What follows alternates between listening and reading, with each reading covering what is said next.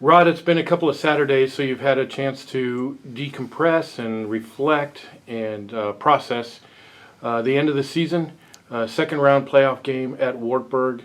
Take us back to that game, what you saw, what we learned, and where it takes us next. Wartburg's a very good football team, both sides of the ball, good players, well coached. Thought we had some things early go against us. Didn't make a fourth and short on the first drive of the game. Thought that would have been really helpful to get off to a great start. And then we had some penalties. We had some big plays for first downs, had some penalties, call those back, weren't able to overcome those longer situations. So, yeah, just a really good football team. I think we learned that at that higher level, the room for error and mistakes is really, really low. And I think maybe motivating for us as we go into off-season of what that standard can be. You talk about the offseason. This is kind of a fork in the road for these players. They can decide that they were satisfied, or they can decide that now they're hungry for more.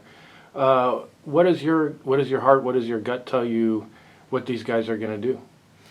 Well, my gut tells me really hungry for more, but I think time will tell. Be excited to not a lot we do here right before finals. We want our kids to finish well academically. It's been a long season, but when they come back in J-term, it'll be interesting to see their level of commitment and effort. I know our strength coach, Coach Duke, does an awesome job in there, but we'll be excited to see. You referenced it a little bit. Talk more about what do the next 3 or 4 months look like for these guys? What is the expectation? What are their requirements? What are they asked to do? Yeah, well, like every program, we got to get bigger, faster, stronger. So we get in the weight room and getting after moving some weight, and then we do some movement training as well. Football is a game of movement, so we want to just be strong. We need to translate that into be able to move. So we'll do that in February, March. Then we get spring break, and then come back and get 5 weeks of spring football, where we get to get outside and with the ball in warmer weather. Always really exciting time, but we'll be lifting during that time as well.